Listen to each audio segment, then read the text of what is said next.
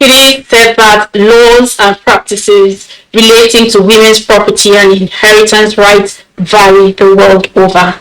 Here in Nigeria, while there is no legislation restricting women, customary laws have inhibited them from benefiting from family inheritance. But the recent law by the Rivers State government on prohibition of women's rights to share in family property has provided the much-needed clarity on the rights of all gender. Now getting insight on the implications for women is our focus on Panaroma from Port Harcourt Network Center. I am Jenny Bassi.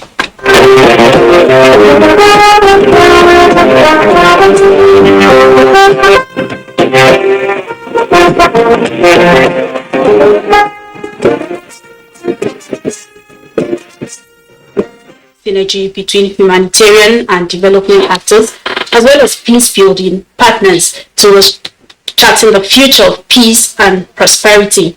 President Muhammadu Buhari started this at a high-level event on humanitarian intervention organized by the Ministry of Humanitarian Affairs, Disaster Management and Social Development on the margins of the UN General Assembly in New York. State House correspondent Adamu Sambo reports. The event, attended by critical stakeholders involved in humanitarian action and disaster mitigation, is put together to strategize on more efficient, collaborative and resourceful means of integrating and sustaining humanitarian interventions for improved livelihood for those in need. It has as its theme strengthening resilience and sustaining development, a humanitarian development peace approach to leaving no one behind. Leaving no one behind means proactively identifying, empowering, and galvanizing the agency of those most at risk of being left behind. The United Nations is committed to exercise our global leadership and comparative advantage in trying to deploy the solutions and the pathways to peace that ultimately strengthen the resilience of our countries and people.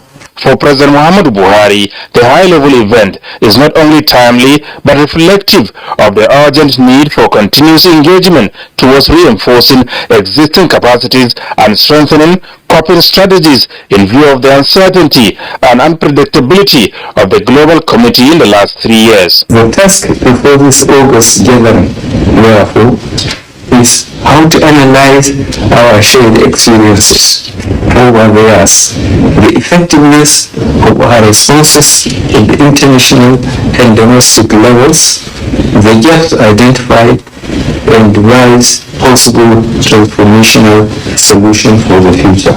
The President said already policies, frameworks, programs and plans that form the foundation necessary for building resilience have been developed by his administration, and visionary changes are made consistently towards achieving a future of peace and prosperity in the country.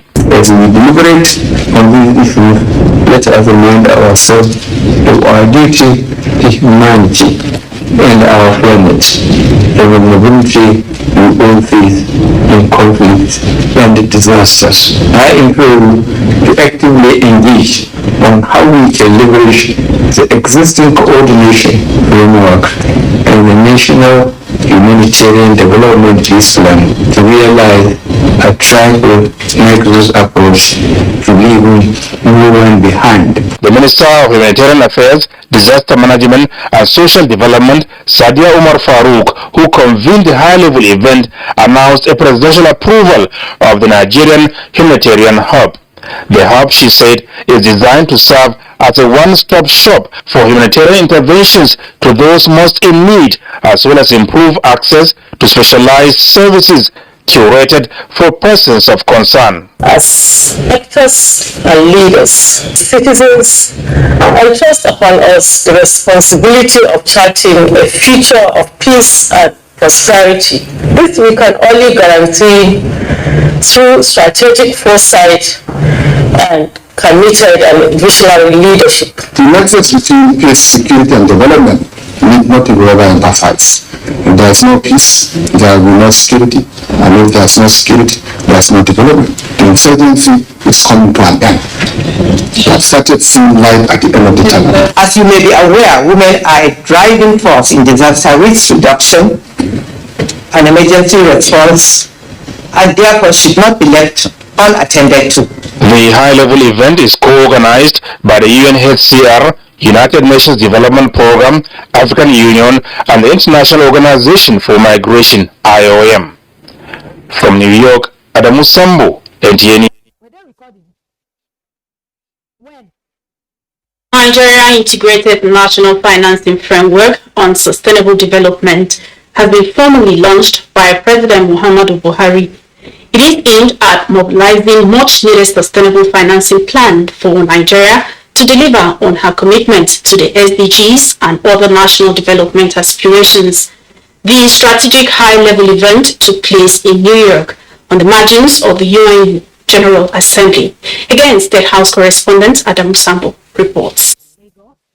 It is with some pride that I present to you the Nigeria Integrated National Financing Framework Report 2022. The Integrated National Financing Framework Report is a tool towards improving SDG financing without increasing public debt and contingent liabilities to levels that are detrimental to Nigeria's economic sustainability. This event presents another opportunity for stakeholders to discuss the mileage covered so far and the next steps of action by the Buhari administration in its commitment towards bringing the SDGs to a point where no one is left behind. This financing strategy is supported by a clear roadmap and monitoring framework with the necessary transparency and accountability to make public spending more effective for the benefit of the people. As we speak, Mr. President, we have coordinated about 18 state governments to integrate the sustainable development goals in their policy program and budget. We believe that before the end of administration, we're going to cover 6 states and FCT, so that all of us will work in tandem with the aspiration of sustainable development goals.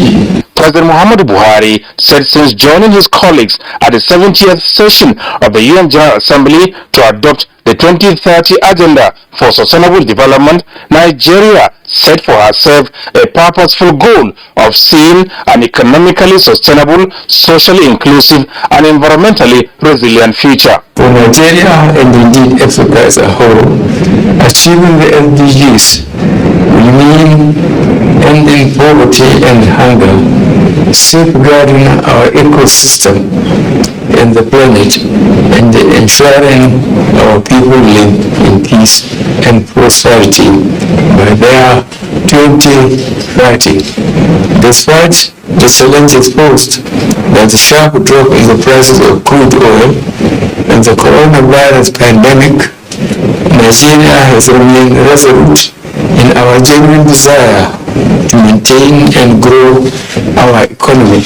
With this new financing strategy, Nigeria hopes to not only promote the strategic alignment of financial policies with sustainable development, but also promote the enabling conditions for domestic and international public and private financial sectors to best respond to the nation's national needs. It is pertinent to state that achieving inclusive, broad-based, and sustainable development is a cardinal objective of our administration. I urge all Nigerians, the international community, and our development partners to recognize the importance of this integrated approach to financing development as you continue to count on your leadership in its immediate implementation. There are goodwill messages from the United Nations, the European Union, and the UNDP. I'm glad to see my own country, its leadership, Nigeria, leading the way not only in Africa, but also at the global level. The United Nations proudly stands with Nigerians to support them as they tap into these opportunities and take the next steps in the country's amazing journey.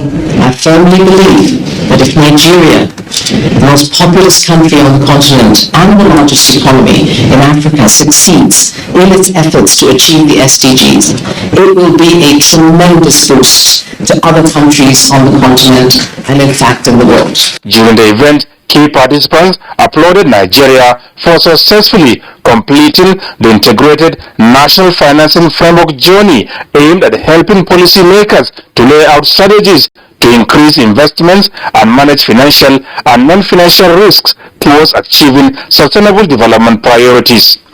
From New York, Adamu Sambo, NTA News.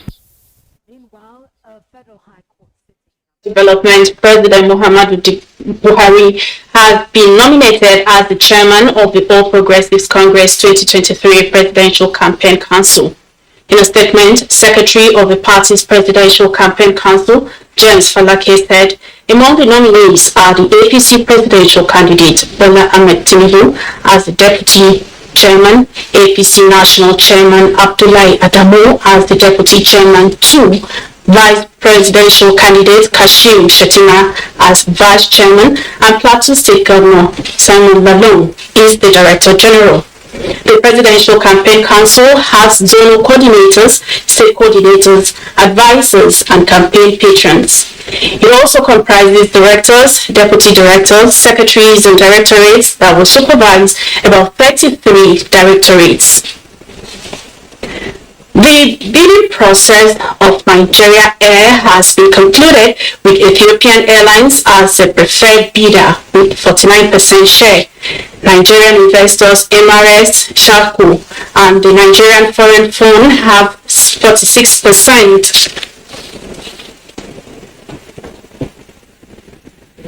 While the remaining 5% goes to the federal government of Nigeria. Minister of Aviation Hadi Siriki, who stated these in Abuja, noted that both the financial and technical status of Ethiopian Airlines qualify it for the selection. He said the Nigerian Air, which is to come on stream soon, will begin with about 30 aircraft in the first 3 years. Siriki spoke about the benefits of the Nigerian Air.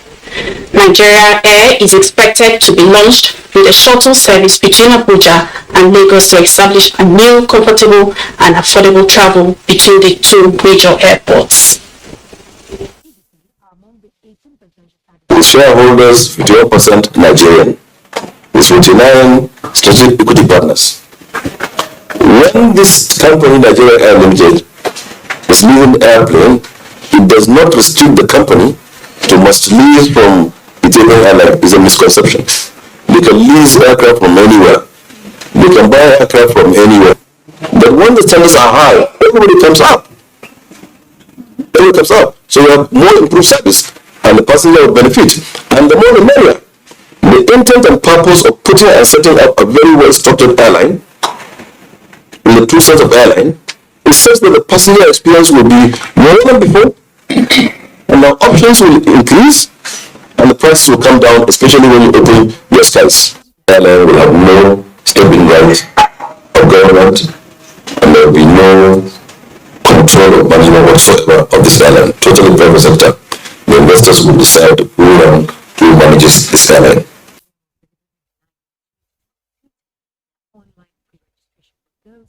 In River State can now heave a sigh of relief as the new law in River State now empowers them to share in their family property without any hindrances. In this report, Emmanuel Lene examines the practicability of River State's curtailment for women's rights to share in family property law number 2 of 2022 recently signed by the River State government.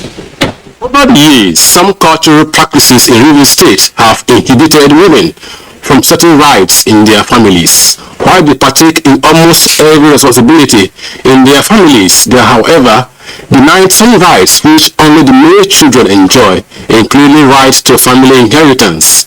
But with the signing into law the River State prohibition curtailment of women's rights to share in family property law number 2 of 2022 of River State, the narrative has changed for good. This law, they are entitled to own anything, to inherit something from their parents. If anybody discriminates against them, they can go to court and challenge it. The landmark legislation which allows women in the state to share in their direct parents' property has been described as a liberation from customary and traditional shackles. That's a law, the customs have developed and developed. Some customs are being dropped as a result of they are no longer useful in the contemporary society. So I think that's exactly what is happening. We also know that our constitution, which is the grand norm, has said freedom from discrimination. I don't think what the governor was just doing or the university was just to give it more teeth. Some pundits argue that laws can be made, but say implementation is another. What is the practicability of this law? Well, it's not left for women, one, for the enlightenment to go around, and for women to stand up for their rights. The new law in Rivers State also validates earlier court judgments on the right of women to share in family inheritance in the country. In Port Harcourt, Emmanuel Elene.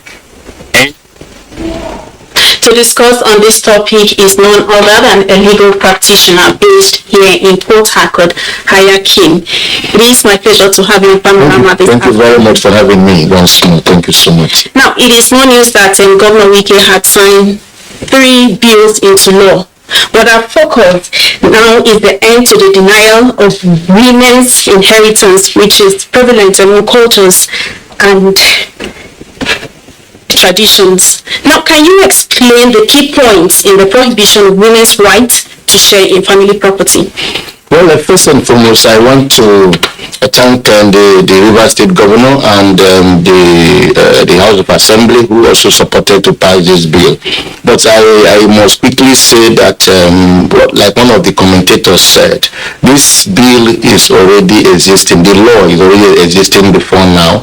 I think what the governor just did is to give it a legal backing. That's why I say thank you, which some of the states have not been able to do, because before now I have been able to take some family members, uncles, to court, and they will recover the right of the women. So before now, several cultures, like you just mentioned, curtails the right of women to inherit in their father's property, but the law does not. The law does not. I think over the years, what has happened is ignorance. People didn't know that the woman has the right. In fact, there was a matter we did like 5 years ago, 2015 or so, and when I mentioned it for the first time in the family meeting, that the girl, because the mother died, and the uncles and even the aunties came up and brought up the younger brother, and that the younger brother should inherit everything, that the girl does not have to inherit anything. And when I mentioned for the first time, I told them in the meeting, and I said this girl has a right as much as the guy. The auntie was even the one that was saying, no, it's not possible, no. I said, and this woman in quote is educated. I said, no, I am not telling you. He said, when was the law made? The law is not. I said, auntie, the law is there. It's because you don't know. The law makes 2 of them equal. Nobody discriminates against one another. And at the end of the day, I told her, they went to the police told them everything, we went back to court, and court said the same thing, that this girl has to share with the, even women don't know themselves. They don't even know that they have such a right. But with the passage of this law now, a lot of them will now wake up. I think I'm going to see a lot of litigations after now. Even those that have been resting on their oars will wake up. Those that didn't know will wake up. They will consult a lawyer, and they will not have to go to court. And I think it's good. It's extremely good, so that people will now know what is actually obtainable. Okay, I was asking of the points. Is it going to be like 50-50, the sharing formula? Yes, 50-50. Everybody is recognized. Also, yes, everybody is 50-50. Everybody is recognized. Nobody should be discriminated against. Like I said, no law in Nigeria before now says women should not inherit. That's the point. No law says women should not inherit. So if the law has not prohibited a thing, you cannot prohibit that thing by contract, by conduct, by culture, by expression, by whatever way. You cannot. Whatever the law has not said is not correct, you cannot say it's correct. Okay. So if the law keeps quiet, that means you can go ahead and do it. If the law says, they said the law prohibits it. So My point is that no law before now prohibits any woman from inheriting from the father's inheritance. No law at all, both the constitution, no law legal, no law, no codified law, no statute, no case law to say that women. It's just ignorance. We didn't know, but this one will create awareness. To create awareness. So what are the implications of this? Well, the implication, like I've already mentioned, the implication is that I'll begin to see litigations now. I'll begin to see a lot of women wake up to say, no, I am also the daughter of this man. We are talking about especially where the man did not leave a will, or where he did not do what we call gift inter vivo, gift while alive. You know, some people now, what we advise people presently is that when you are alive, as you're buying properties, you can be buying in the name of your children, or even if you buy in your name, you can do what we call gift inter vivo, gift while you are alive. You give them, and you can put a caveat and say, until when I die, this my son will take this my daughter will take this so that way, by the time you have given it out, that is why some people give out their properties to churches. They can say this church takes this place when I'm out. You can't violate that while the man was alive. You know, usually they contest gift, they contest will, because each time wills are supposed to be, renewed. And so if you didn't renew the last one, or the age matter, because the people begin to contest. But if you are alive and you have bought in their names, or you have given it out while alive, nobody can challenge it. So the implication is that to create more awareness, people will now wake up and know that actually I needed to benefit from my father's property. I am now up. I want to benefit from it. I think that's what this law will definitely do, and it's a good one. I commend the governor of Rivers State, and I commend the House of Assembly who supported him to pass this law to pass this bill into law. I think with this, even what we are talking about now, as we are discussing it now, it will also create awareness. A lot of people will now understand that they needed not to sleep, that they have equal right with their brothers. Okay, but before I let you go, what areas do you think priority should be placed in this new law? Briefly. Well, the priority should be placed on the area of making it, actually implementing it, not just let it be on paper. Let the implementation start taking place. But like you said, there is no time. We have also highlighted on the disadvantages, because everything has disadvantage. I am not saying the disadvantages outweighs the advantage. The advantage outweighs the disadvantage. We're talking about a situation where a man has only, let's say he has daughters, and he has given this property to a daughter or to daughters, and the daughter is married the other way again, and we'll have more platform to talk about that, but for now, I thank you so much. Thank you very much for having me. Hayaki, a legal practitioner based here in Rivers State. We'll now pause for a break. Panorama continues shortly.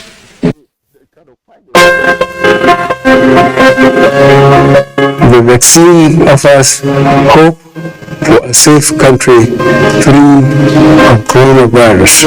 I urge all state governments, traditional and religious leaders to take the lead in the mobilization effort within their environment and spheres of influence. I similarly urge all eligible Nigerians to present themselves and be vaccinated in accordance with the order of priority already mapped out at the various authorized designated centers only.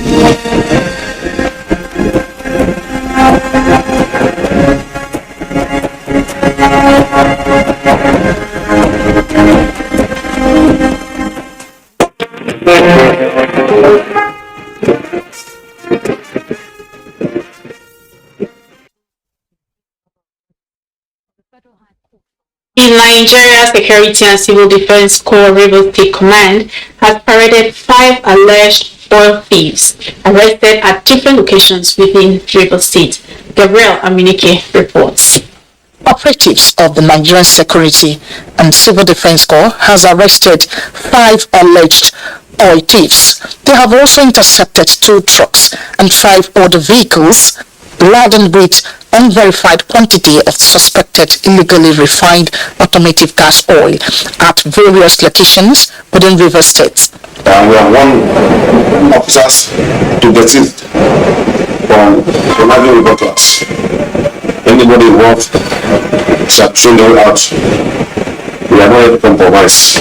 Addressing newsmen at the command's headquarters in Port Harcourt, Rivers State, State Commandant Michael Oga said that the command will not rest in its spars until Rivers State is rid of oil thieves. We need to help us and give us information on any illegal activities in Rivers State. He further calls on residents of Rivers State to report illegal bunkering and other criminal activities within Rivers State.